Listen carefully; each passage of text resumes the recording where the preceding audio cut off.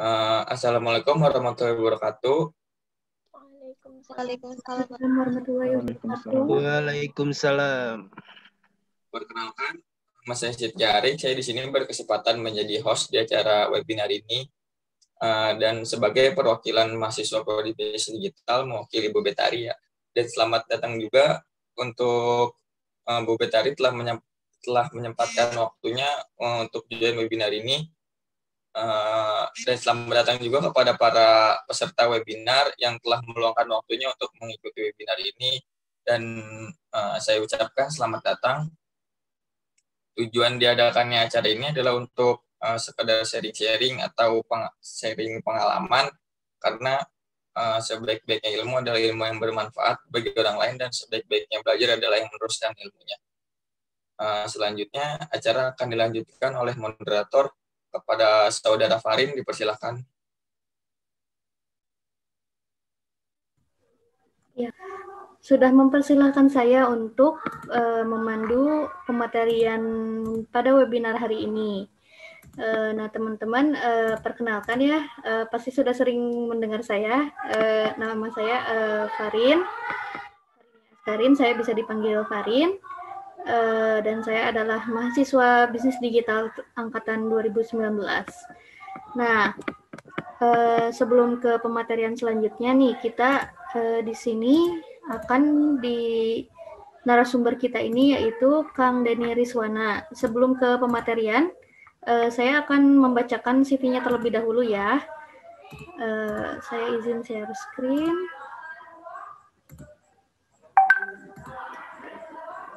Oke, nah di sini Kang Rizwan juga sudah hadir di sini ya. Dan Kang Rizwan ini merupakan orang Cibiru ya, Cibiru Bandung. Ini nomor handphonenya bila ingin dicatat boleh. Kemudian Kang Rizwan juga ini juga merupakan pemilik website rizwan.net. Nah, jadi teman-teman bagi yang pengen tahu nih websitenya bisa dibuka langsung di www.rizwan.net. Nah, pendidikan formalnya yaitu dari TK Al-Ikhlas tahun 2005, dari SD Negeri 4 Cikajang Garut tahun 2006 sampai 2011, kemudian SMP IT Situwangi Islamic Boarding School Garut tahun 2011 sampai 2014, SMA IT Situwangi Islamic Boarding School tahun 2014 sampai 2017, kemudian Teknik Industri di Sekolah Tinggi Teknologi Garut tahun 2017 sampai 2018, dan Bisnis Digital Universitas Pendidikan Indonesia tahun 2019 sampai sekarang. Kemudian ini ada pengalaman kegiatan dan organisasinya ya. Ada bendahara umum tahun 2018 sampai 2019. Kemudian ini yang terkini adalah Ketua Komisi 4 Dignity UPI Tasik 2020 sampai sekarang. Adapun penghargaannya yang sudah dicapai ya, juara 3 Rakit Komputer STKIP Garut tahun 2016. Kemudian memenangkan penghargaan Indonesia Website Awards tahun 2017. Kalau begitu ini sudah terhubung kan ya dengan Kang Rizwan? Sudah. Iya. Oh iya, ini sebelum ke pematerian ya, kita tunggu dulu Ibu Betari. Assalamualaikum Ibu Betari. Sepertinya belum ini ya. Sebelumnya selamat datang kepada Bu Betari yang telah memberikan kesempatan kepada kami untuk mengadakan webinar ini, dan webinar ini adalah webinar yang disupport oleh Ibu Betari selaku dosen Prodi Bisnis Digital. Selamat datang Bu. Baik, sama-sama Ibu. Nah, teman-teman, untuk mempersingkat waktu kita langsung saja ya ke pematerian yang selanjutnya mengenai Introduction to Website oleh Kang Rizwan. Boleh beri aplaus virtual kepada Kang Rizwan? Bismillah. Suara saya terdengar? Dengar, Kang. Ya. Izin share screen ya.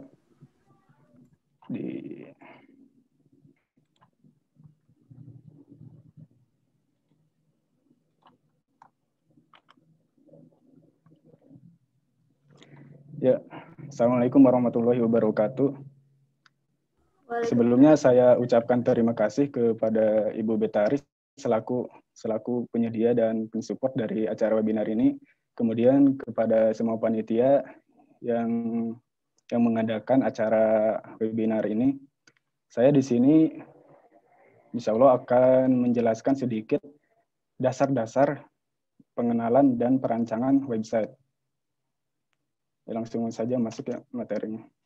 Nah, di sini ada outline dari pembahasan kita hari ini. Yang pertama yaitu kita akan membahas tentang pengertian website, kemudian manfaat-manfaat dari website, kemudian jenis-jenis website, pengenalan domain dan hosting, dan yang terakhir masuk ke perancangan website. Yang pertama, apa sih itu website? Secara mudahnya, website itu adalah tampilan grafis sebagai bentuk penyajian konten di internet. Adapun secara teknis atau secara implementasi, website adalah suatu kumpulan data atau informasi yang tersimpan pada sebuah hosting dan dapat diakses melalui domain menggunakan internet dan browser. Nah, di sini ada contoh tampilan website punya bisnis digital ya. Nah, di sini ada informasi grafis, kemudian diakses melalui domain bisnisdigital.upi.edu, kemudian dapat dibuka melalui aplikasi browser dengan bantuan jaringan internet.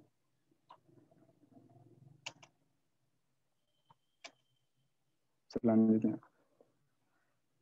manfaat website itu sebetulnya banyak sekali ya. Di sini cuma beberapa contoh kecil dari manfaat website yang sering kita temukan di dalam kehidupan sehari-hari. Yang pertama, website itu dapat menjadi sarana informasi. Contohnya ada website berita, website BMKG, website informasi-informasi lainnya. Kemudian website itu dapat menjadi portofolio dari perusahaan ataupun portofolio pribadi. Nah, portofolio ini bisa juga untuk branding dari produk ataupun branding dari perusahaan. Kemudian website dapat menjadi sarana komunikasi, menjadi media sharing, sebagai media sosial. Website juga dapat digunakan untuk transaksi jual beli, dan terakhir sebagai sumber penghasilan. Nah, pada sumber penghasilan ini sebenarnya banyak cara untuk mendapatkan penghasilan dari website.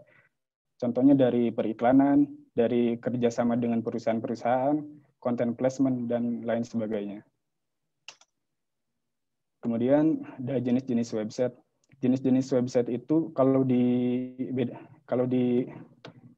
dilihat dari fungsinya banyak sekali. Seperti tadi ada fungsinya sebagai media sosial ataupun sebagai portofolio atau sebagai media sharing. Nah, di sini ada juga jenis-jenis website dibedakan berdasarkan platform pembuatannya. Nah, jadi platform pembuatan ini maksudnya website itu dibuat dari menggunakan apa gitu. Yang pertama ada CMS. CMS atau Content Management atau Sistem Content Management merupakan sebuah aplikasi yang dapat mengelola dan mengatur file-file sehingga menjadi sebuah website. Di sini ada beberapa CMS yang terkenal, contohnya ada WordPress, ada Blogger, ada Joomla, ada Wix.com, dan lain sebagainya. Nah, jadi dengan CMS ini, teman-teman dapat membuat website tanpa harus menguasai bahasa pemrograman. Jadi cukup menguasai dasar-dasarnya saja seperti HTML, CSS, JavaScript, ataupun framework seperti Bootstrap dan sebagainya. Yang selanjutnya ada website builder. Nah, dengan website builder ini, teman-teman bisa membuat website tanpa memahami bahasa pemrograman sama sekali. Jadi kalau teman-teman tidak punya basic di bahasa pemrograman, bisa menggunakan website builder untuk membuat website. Kemudian yang terakhir adalah full coding. Di sini artinya dari awal pembuatan website hingga akhir pembuatan website, teman-teman menggunakan pengkodingan atau script dari pengkodingan yang teman-teman buat sendiri. Jadi tidak menggunakan bantuan-bantuan aplikasi seperti CMS ataupun aplikasi lainnya. Nah, ini ada tampilan admin dashboard dari CMS WordPress. Dapat dilihat di sini ada menu-menu posting. Jadi di sini fungsinya untuk membuat postingan baru, ada menu media untuk mengupload file, gambar, video, atau media lainnya, dan juga ada menu-menu lainnya. Nah, di sini juga ada tampilan admin dashboard dari CMS Blogger. Kurang lebih sama dengan WordPress, hanya saja dari CMS Blogger ini lebih simpel dan fitur-fiturnya lebih terbatas. Nah, setelah kita mengetahui pengertian website, kemudian manfaat, dan jenis-jenis berdasarkan platformnya, lalu bagaimana sih kita dapat membuat sebuah website? Jadi website itu sebenarnya terdiri dari 3 elemen utama. Yang pertama ada nama domain, kemudian ada hosting, dan kemudian ada website file. Website file ini berisikan skrip-skrip, kode, kemudian ada juga file gambar, file teks, video, dan file-file lainnya. Nah, lalu apa sih domain dan hosting? Yang pertama, domain itu adalah sebuah nama yang diberikan untuk mengidentifikasi sebuah jaringan pada web server komputer. Jadi pada dasarnya web server komputer itu diidentifikasi dengan sebuah IP atau internet protokol yang tersusun dari angka-angka. Karena IP itu tersusun dari angka-angka yang panjang sehingga relatif susah untuk dihafal atau disebutkan, maka IP tersebut diganti dengan nama domain. Nama domain ini lebih singkat, tersusun dari angka ataupun huruf, dan dapat disesuaikan dengan keinginan atau kebutuhan pengguna. Ini di sini ada jenis-jenis domain. Yang pertama ada top level domain atau TLD. Jadi TLD ini berarti domain yang bersifat global, bersifat bebas, siapapun dapat memilikinya. Contohnya ada domain.com, domain.net, domain.me, domain.org, dan domain edu. Kemudian ada domain CCTLD atau domain country code top level domain, yaitu domain yang dikhususkan untuk sebuah negara. Contohnya untuk negara Indonesia, kita memiliki domain.id. Untuk negara Amerika Serikat, memiliki domain .us, dan sebagainya. Nah, kemudian, apa sih itu hosting? Jadi pada dasarnya, hosting itu merupakan sebuah layanan untuk menyimpan data-data website. Data website itu bisa berupa video, gambar, database, ataupun skrip-skrip dan file-file kode lainnya. Jadi pada dasarnya hosting itu merupakan sebuah komputer yang kemudian disetting sedemikian rupa sehingga dapat menyimpan data-data website dan dapat dikelola dan diakses secara online melalui jaringan internet. Nah, di sini ada jenis-jenis hosting yang biasanya digunakan untuk website. Yang pertama ada shared hosting, kemudian ada dedicated hosting, ada VPS atau Virtual Private Server, dan kemudian terakhir ada cloud hosting. Shared hosting ini merupakan satu hosting yang digunakan untuk beberapa pengguna atau beberapa website. Jadi shared hosting ini dari segi performa kurang maksimal dan harganya lumayan murah. Sedangkan dedicated hosting yaitu satu web server yang digunakan untuk satu website.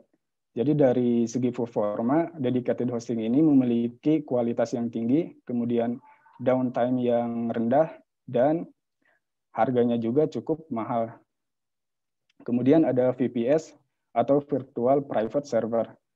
VPS ini sebenarnya hampir sama dengan dedicated hosting, hanya saja dari penyetingan hingga dapat digunakan menjadi hosting untuk website itu diatur oleh pembeli atau pengguna dari VPS ini.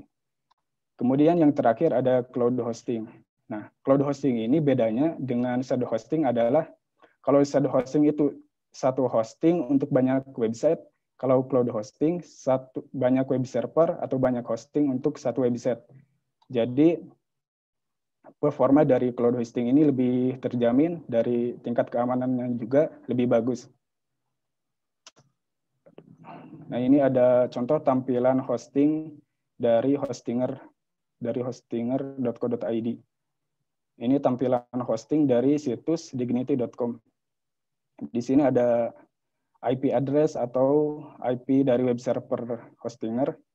Kemudian ada domainnya. dan aplikasi-aplikasi lain yang digunakan untuk mengatur hosting tersebut. Nah, di sini juga ada ilustrasi sederhana tentang hosting, domain, dan website. Jadi diibaratkan sebuah tanah, hosting itu dapat menampung rumah yang kemudian rumah tersebut disebut dengan website. Dan alamat rumah ini diibaratkan sebagai domain, di mana nanti si pengguna dapat mengakses website melalui domain ini.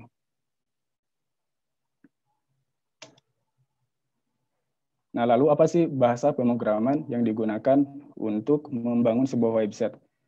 Sebetulnya bahasa pemrograman yang digunakan untuk website itu banyak banget ya, hampir ada 100-an lebih kalau dihitung sampai sekarang. Tapi ini ada beberapa contoh bahasa pemrograman yang paling populer digunakan di kalangan web development. Yang pertama ada PHP, kemudian ada JavaScript, ada Python, ada Ruby, ada Golang, dan yang terakhir ada HTML dan CSS.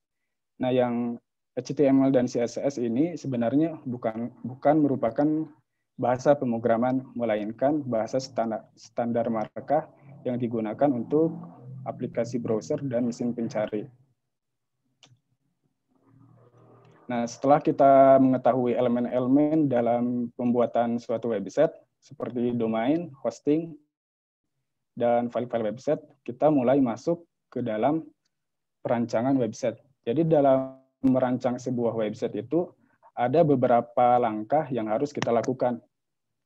Yang pertama yaitu menentukan tujuan dari pembuatan website. Jadi teman-teman mau buat website toko online kah, atau website pribadi, atau website berita. Nah, setelah menentukan tujuan dari pembuatan website, maka kita dapat mudah untuk menentukan menentukan platform website yang akan kita gunakan. Contohnya kalau kita ingin membuat website toko online, maka kita dapat memilih CMS Shopify. Kalau kita ingin membuat blog pribadi, kita bisa menggunakan CMS dari Blogger ataupun WordPress. Kalau kita ingin membuat website seperti Shopee, Tokopedia, maka kita dapat membuat website melalui platform pengkodingan sendiri.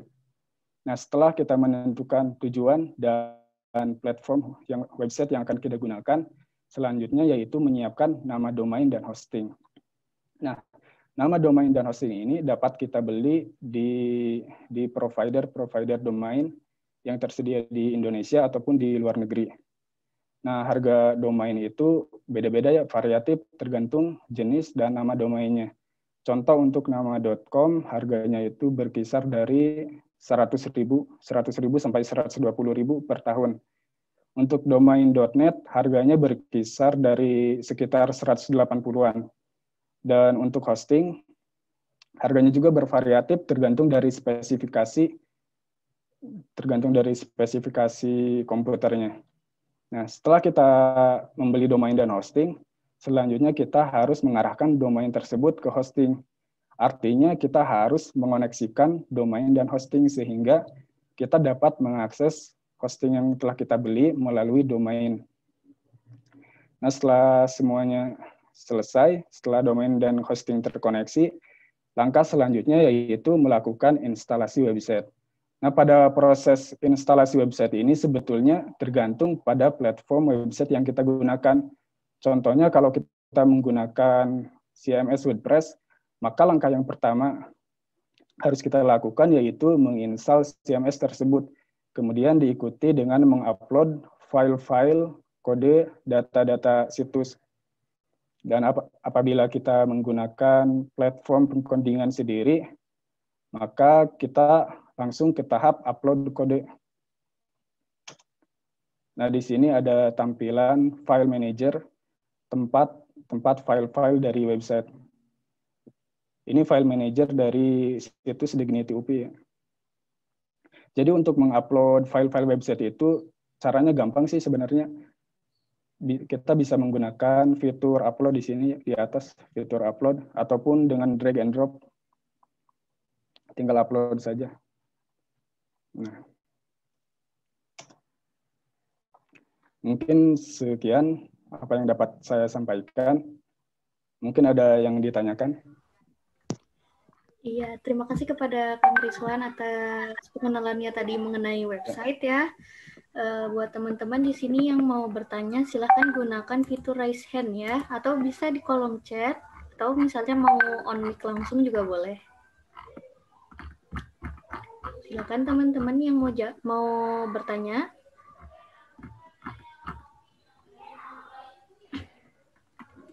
Atau sebelum teman-teman bertanya nih, Kang Rizwan barangkali mau sharing nih rekomendasi tempat beli hosting nih. Kira-kira di mana ya? Kalau rekomendasi tempat beli hosting, rekomendasi beli hosting sih kalau saya di Dewa Web atau di Hostinger sama Niaga Hoster. Di sana itu kan performanya bagus-bagus, kemudian downtime-nya sedikit, kemudian ada CS atau apa customer service yang tersedia 24 jam per 7 hari. Jadi dalam memilih sebuah hosting yang perlu kita pertimbangkan yang pertama yaitu adanya customer service online yang tersedia 24 jam per 7 hari. Kemudian adanya ulasan-ulasan dari pengguna sebelumnya. Nah, itu aja sih kalau untuk membeli hosting. Adapun kalau membeli domain ya paling di domainesia.com. Nah, itu murah-murah domainnya mulai dari 100 ribuan. Oh, ini ada nih Kang dari Teh Fatma Salsabila. Silakan Teh. Silakan. Halo Kak, nama saya Fatma Salsabila. Saya dari Universitas Negeri Jakarta. Saya izin bertanya beberapa hal perihal website builder yang tadi sempat disinggung di awal. Kan di internet tuh banyak banget ya Kak website builder dari yang free sampai yang berbayar. Nah ini tuh kira-kira apa sih keunggulan jika menggunakan website builder yang berbayar? Terus apa website builder ini cocok untuk para pemula yang mungkin baru tertarik untuk membuat website? Terima kasih sebelumnya. Jadi saya jawab dari kelebihan dan kekurangan website builder yang gratis dan berbayar. Nah, untuk website builder yang gratis biasanya dia itu menyisipkan link credit link gitu. Jadi link yang punya websitenya di website kita. Jadi nanti ada website ini di powered by Weebly atau apa gitu. Kalau berbayar biasanya fitur-fiturnya banyak gitu. Kalau gratis fitur-fiturnya terbatas. Kemudian tadi itu apakah cocok untuk pengguna baru ya. Nah, kalau kita tidak memiliki skill atau basic dari bahasa pemrograman, ini cocok-cocok aja sih menggunakan website builder. Kalau kita tidak ingin belajar pemrograman, bisa menggunakan website builder.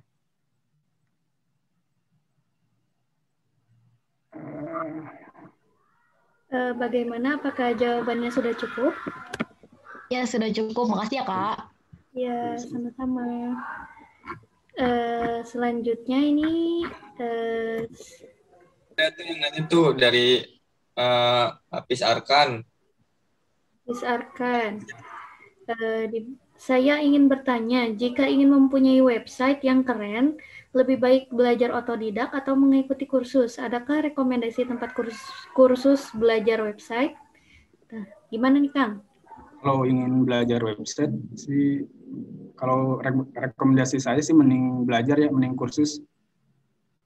Nanti kalau kursus kita dapat dapat silabusnya gitu, jadi belajarnya tepat dari basic sampai tahap-tahap yang advance gitu. Kalau otodidak kan suka bingung mulai belajar dari mana, belajar dari apa. Nah, kalau rekomendasi tempat kursus, kalau saya rekomendasiin BWA, Build with Angga. Nanti saya share ininya ya. Build with Angga.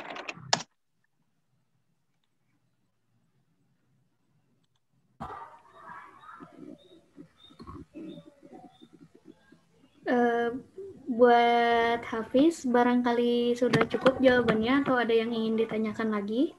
Kalau yang free ada gak, Kang? Kalau free paling di decoding.com. Oh, itu tapi Belajar coding ada juga. kekurangan ya kalau free ya. Iya, kalau free biasanya terbatas gitu. Ada fitur-fitur yang tidak bisa diakses.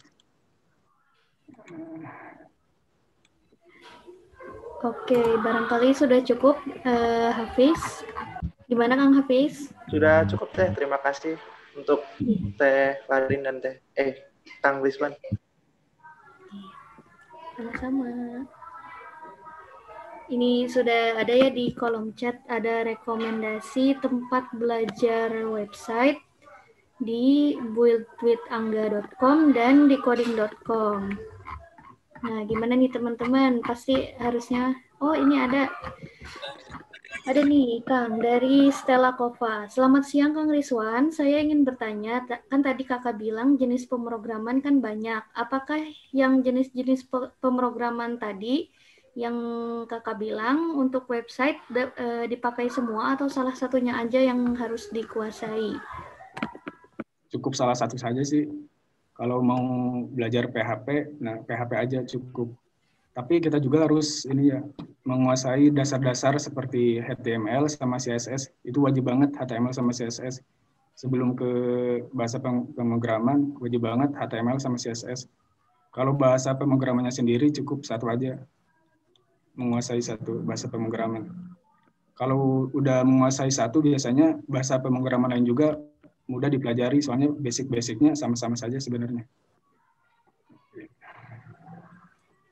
Sekian, cukup belum? Iya, dari Stella, apakah sudah cukup jawabannya? Atau misalnya ada gak Kang rekomendasi, kan tadi website ya, kalau pemrogramannya ada rekomendasi gak nih Kang tempat belajarnya di mana? Pemrograman, kalau pemrograman juga di coding sih, di coding bagus itu. Di coding ya? Ya, di coding.com, rekomendasi banget itu. Pemrograman. Oke, gimana nih Stella, apakah cukup jawabannya atau masih kurang? Oh, sudah cukup Kak, terima kasih. Oke, sama-sama. Silakan ya teman-teman, ini waktunya masih banyak banget sebelum ditutup ya. Karena ini kesempatan ya, jadi Kang Rizwan ini sudah expert di bidang website. Jadi teman-teman silakan kalau misalnya mau bertanya, boleh raise hand atau misalnya on mic langsung juga boleh, di chat juga boleh banget ya.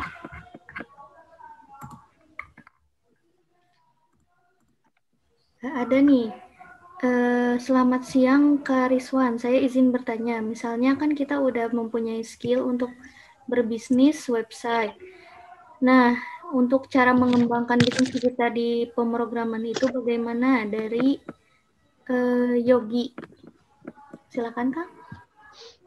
Maksudnya berbisnis website itu gimana ya? Berbisnis website. Misalnya kan kita udah barangkali ada tanggapan, katanya bisnis apa? Lebih bisnis spesifik lagi barangkali.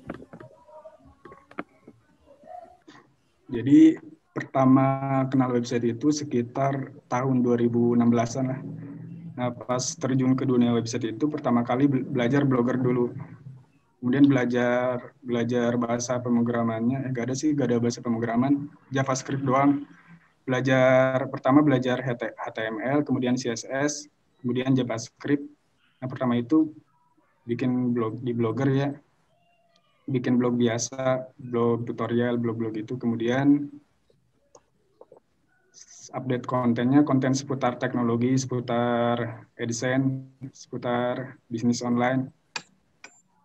Nah, kan udah banyak tuh pengunjungnya. Saya pasangin AdSense, pasangin iklan. Jadi lumayan kan dapat penghasilan juga dari website. Itu dapat penghasilan pertama itu tahun 2017-an, pas umur 18 tahun. Dari AdSense itu sekitar berapa ya, cukup lah buat jajan sehari-hari. Kemudian makin ke sini itu banyak perusahaan-perusahaan yang ngajak kerjasama, kayak content placement. Contohnya dari Traveloka, dari Telkomsel, dan perusahaan-perusahaan lain. penawarannya kan lumayan tuh, satu artikel itu bisa 500 sampai 2 jutaan satu artikel itu, satu publikasi. Jadi lumayan sih. Kalau saya sih sebetulnya bukan web developer, bukan programmer ya, bukan full stack developer gitu.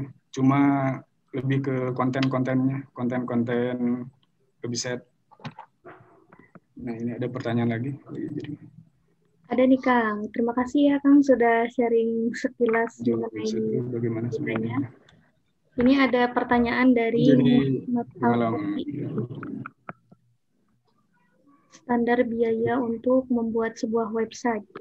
Jadi udah punya skill programmer, lalu bagaimana cara membisniskannya gitu. Nah, kalau punya skill programmer, berbisnis website, dapat membuka kursus-kursus gitu.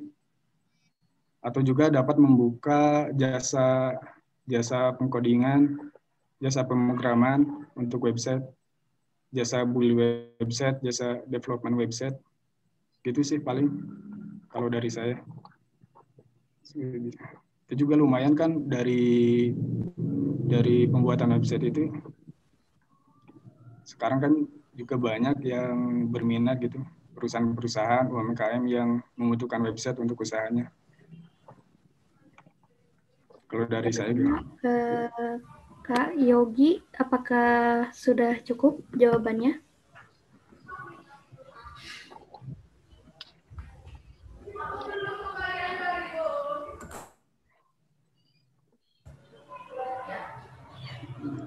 Ya sudah, terima kasih. Ini ada lagi nih pertanyaan nih, Kang Rizwan. Dari Alfarisi. Selamat siang Kak, saya Muhammad Alfarisi Habibillah dari Universitas Pendidikan Indonesia. Izin bertanya, kira-kira berapa standar biaya yang dikeluarkan untuk membuat sebuah website? Kalau biaya website itu tergantung dari platform yang kita gunakan. Kalau menggunakan WordPress tuh biasanya murah sih, sekitar 500 sampai 1 juta lah bisa. Kalau menggunakan CMS WordPress. Nah, kalau menggunakan pengkodingan sendiri, pengkodingan dari developernya itu bisa cukup mahal. Bisa sampai puluhan, 5 juta sampai puluhan juta lah. Jadi tergantung pada platform yang digunakan, kemudian dari hosting yang digunakan, dari performa hostingnya kan beda-beda hosting tuh. Kalau standarnya sih sekitar 2 juta lah, 1 juta sampai 2 juta. Kalau website biasa.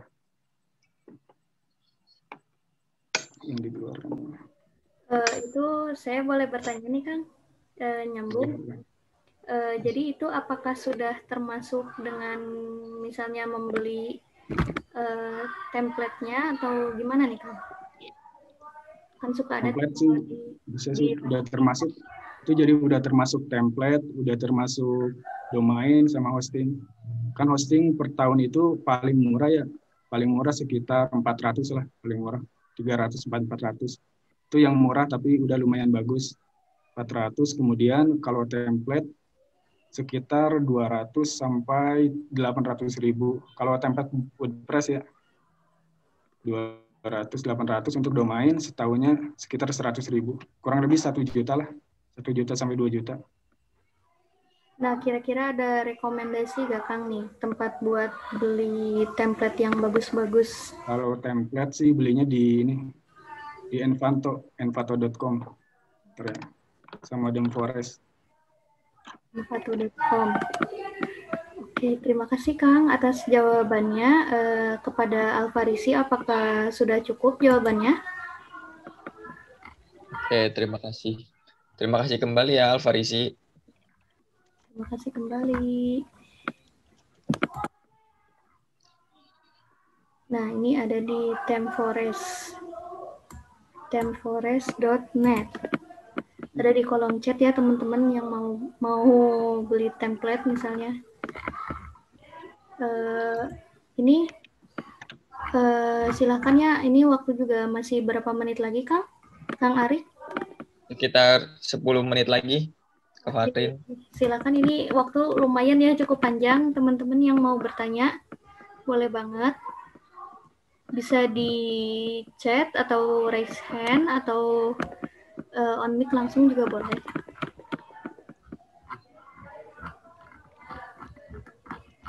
Ada yang raise hand tuh dari Muhammad Gangan. Ya. Kang Gangan. Oke. Halo. Terdengar suaranya? Dengar. Oke. Assalamualaikum warahmatullahi wabarakatuh. Terima kasih ya. Saya ingin bertanya, kira-kira ada nggak sih tips ataupun triks ataupun hal-hal apa aja gitu yang perlu diperhatikan agar tadi kan sempat disinggung juga ya perihal AdSense ya. Perihal gimana sih caranya gitu kita bisa lolos gitu Google AdSense gitu kan. Pengalaman juga saya dulu pernah coba-coba gitu bikin website di WordPress gitu. Ketika sudah beberapa bulan fokusnya di website seperti buat download game gitu, software gitu dan lain gitu. Tapi ketika ingin mengajukan AdSense di Google selalu ditolak gitu. Kira-kira apa gitu yang harus diperhatikan gitu Kang supaya Google AdSense kita bisa diterima gitu, bisa di-approve. Supaya di AdSense ya. Kalau dari saya yang pertama itu konten ya. Yang pertama konten. Jadi kontennya itu yang pertama jangan copy paste dari blog lain. Kemudian jangan konten ilegal seperti tadi software nggak boleh itu. Software game download itu nggak boleh sebenarnya. Kemudian kalau konten lagi yaitu sih konten nggak boleh konten copy paste dan konten ilegal. Kemudian yang kedua minimal konten sebelum didaftarkan ke Google AdSense yaitu 10 artikel.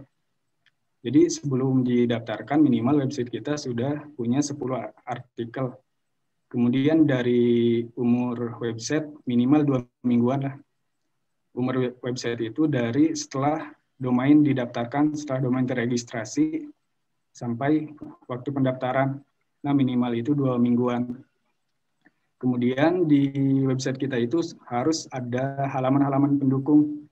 Yang pertama ada halaman kebijakan privasi. Nah itu penting banget ya, kebijakan privasi pengguna. Kemudian halaman disclaimer, kemudian halaman kontak, kemudian halaman about us. Nah itu penting banget sebenarnya sebelum melakukan pendaftaran ke Google AdSense. Terus yang terakhir, AdSense. Web kita itu harus terdaftar di Google Search Console. Jadi website kita itu harus sudah terindeks oleh mesin pencari. Kurang lebih segitu sih ya, Gan. Jadi yang pertama itu dari segi konten, jangan copy paste dan jangan konten ilegal. Kemudian dari apa ya tadi? Segi konten, kemudian dari halaman-halaman pendukung seperti kebijakan privasi, disclaimer, halaman about us, halaman kontak us. Kemudian dari segi websitenya harus sudah terindeks. Kemudian dari umur domain minimal 2 minggu. Kurang lebih segitu sih pengalaman saya. Beberapa akun AdSense. Soalnya pada intinya originalitas juga ya. Ya, nah. Kontennya harus original, jangan copy paste. Sip. Oke, siap. Thank you, bermanfaat banget informasinya. Oke ya Kang Rizwan. Sama.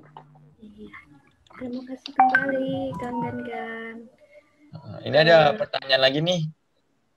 Kemarin dari Ahwat Mita. Assalamualaikum. Kak, saya hendak bertanya. Tadi kakak bilang awalnya dari blogger. Dan itu apakah buat website baru atau dari blogger itu sendiri atau bagaimana Kak? Boleh diceritakan ulang? Terima kasih. Jadi pas pertama itu dari blogger ya, jadi bikin baru, domain baru. Jadi kalau menggunakan blogger itu nggak perlu beli hosting, cukup beli domain saja. Atau juga bisa menggunakan domain bawaan dari Blogspot. Jadi nanti namanya domain.blogspot.com. Tapi disarankan untuk beli domain sendiri ya.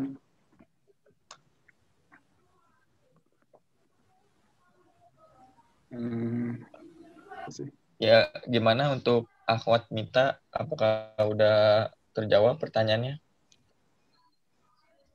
Baik, terima kasih. Ya, terima kasih kembali. Ya, ini teman-teman, waktu tinggal 5 menit lagi ya. Bagi yang ingin bertanya, Dipersilakan ya, karena Boleh deh satu pertanyaan lagi ya, ada Kang ya? pertanyaan lagi nggak apa-apa. Kira-kira. Teman-teman, oh ini kayaknya ada nih. Dari Benyamin Hartanto, kalau beli hosting gimana caranya Kak? Apakah harus pakai PayPal? Silakan Kang. Kalau hosting provider di dalam negeri ya kayak Domainisia, Hostinger, nggak perlu pakai PayPal, bisa pakai rekening bank. Dan atau juga bisa ada yang udah nyediain pembayaran Alfamart sama Indomaret, contohnya kayak Domainisia sama apa satu lagi ID Webhost. Itu bayarnya bisa ke ini, bisa di Alfamart sama Indomaret. Kalau hosting provider di luar negeri, nah rata-rata sih pakai credit card sama PayPal sama Payoneer kalau nggak salah. Gimana Ben? Gimana untuk Benyamin? Oh ya, terima kasih kembali Benyamin. Terima kasih Benyamin. Oke, karena ini waktu juga sudah menunjukkan 13.57 ya, jadi untuk sesi pertanyaan kita tutup dulu ya. Oke, jadi untuk sesi pematerian kali ini, silakan Kang Arik barangkali ingin menyimpulkan. Halo Ya, Kang Arik. Farin, karena waktunya udah mepet ya, langsung ke penutupan aja, kita udah di ujung acara nih. Gimana nih teman-teman dengan materi yang udah disampaikan oleh pemateri? Semoga ilmu yang diberikan oleh pemateri bisa menambah ilmu kita masing-masing ya dengan adanya mengikuti webinar ini. Dan sayang sekali nih karena waktu kita terbatas ya, kita udah berada di ujung acara webinar ini. Iya, jadi website itu jadi kumpulan informasi ya Kang, yang tersimpan pada hosting. Terus website ini juga bisa dibuat melalui CMS, website builder. Dan gimana nih Kang Arik tadi? Kenapa, Arin? Iya, jadi kan tadi website kan bisa dibuat melalui CMS. Terus HTML. tadi kan untuk membuat sebuah website, ya ada pemrograman apa aja nih Kang buat bikin website? Ada banyak ya tadi. Ada HTML, ada bisa jadi CSS, bahasanya ada Java, JavaScript, dan ada lagi situ lagi tuh. Ya itulah pokoknya. Nanti kalau misalkan ada pertanyaan yang kurang puas, bisa di chat aja ke Kang Rizwannya ya. Bisa dikasih kontak pribadi yang Kang Rizwan di kolom chat. Kang Rizwan barangkali yang di-share mau nomor WA atau apa? Boleh silakan nomor WA. Untuk peserta yang di CV ya. Bisa di grup juga ya, kalau ada yang mau bertanya di grup. Oh iya, di grup juga ada ya. Grup webinarnya teman-teman bisa. yang belum sempat kejawab di grup langsung ya. Ada Kang Rizwan kan ya di grupnya? Ada. Ya, oke. Kalau begitu, jadi saya sekian dari saya. Untuk acara selanjutnya saya serahkan sepenuhnya kepada Kang Arik. Oh iya, terima kasih ya untuk semua yang telah menyempatkan waktunya, yang telah hadir di acara webinar ini. Oh iya, untuk sertifikat akan dikirim melalui email yang telah terdaftar di form pendaftaran yang udah kalian isi ya teman-teman. Dan kurang lebihnya, saya sendiri mewakili teman-teman dari panitia meminta maaf sebesar-besarnya bila ada kekurangannya pada acara ini. Akhir kata, saya ucapkan wassalamualaikum warahmatullahi wabarakatuh. Untuk peserta yang ingin live, dipersilakan ya. Terima kasih semuanya. Terima kasih banyak. Terima kasih Kang Teh. Terima kasih banyak teman-teman yang sudah berpartisipasi ya. Terima kasih semuanya. Terima kasih Kang Teh. Syukran Kang Teh. Terima kasih kembali ya. Sama-sama. Terima kasih kembali ya semuanya. Terima kasih, Karin. Sama-sama Ibu, terima kasih kembali.